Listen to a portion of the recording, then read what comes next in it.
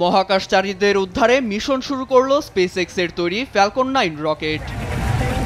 International SpaceX station থেকে crew 9-এর Butch Wilmore ও সুনি উইলিয়ামসকে পৃথিবীতে ফিরিয়ে আনতে শুক্রবার রওনা হয় রকেটটি। এর মধ্য দিয়ে দীর্ঘ 9 মাস পর পৃথিবীতে ফিরবেন তারা। ইতোমধ্যেই ক্যাপসুলটিকে বায়ুমণ্ডল অতিক্রম করিয়ে পৃথিবীতে সফলভাবে ফিরে আসে রকেটটি। মূলত ইলন মাস্কের প্রতিষ্ঠান স্পেসএক্সের তৈরি ড্রাগন ক্যাপসুল, যা বহন করছে ক্রু 10-এর তাকুয়া ওনিশি, কিরিল পেসকোভ, অ্যানি মেকলেইন, নিকোল আয়ার্স নামে নতুন 4 মহাকাশচারীকে। মূলত ব্রুচ ও সুনি সহ আরও 2 জনের সমন্বয়ে তৈরি ক্রু 9-এর স্থলাভিষিক্ত হবে দলটি। গেল বছর জুলাইয়ে মাত্র 8 দিনের মিশনে আন্তর্জাতিক স্পেস স্টেশনে যায় তারা। মহাকাশযান স্টারলাইনারের কার্যক্রম পর্যবেক্ষণ করা, যা মূলত ইলন মাস্কের স্পেসএক্সের প্রতিদ্বন্দ্বী অ্যারোস্পেস বোয়িং-এর তৈরি।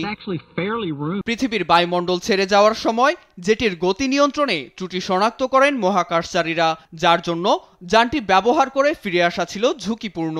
তাই নাসার পরামর্শে স্পেস স্টেশনেই থেকে যায় তারা। যদিও পৃথিবীতে ফিরে আসার জন্য যানটি অকেজো ছিল না বলে দাবি নির্মাতা প্রতিষ্ঠানটির, তবে জীবনের নিরাপত্তা নিশ্চিত করতে ঝুঁকি এড়িয়ে ইলনের স্পেসক্রাফট ব্যবহারের পরামর্শ দেয় নাসা।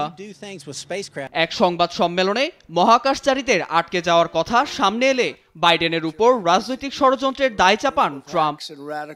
এরপরই তাদের ফিরিয়ে আনতে মিশনটি পরিচালনার ঘোষণা দেয় স্পেসএক্স। এতে নতুন ক্রু পৌঁছানোর 2 দিন পর পৃথিবীর উদ্দেশ্যে রওনা হবে ক্রু 9-এর 4 সদস্য।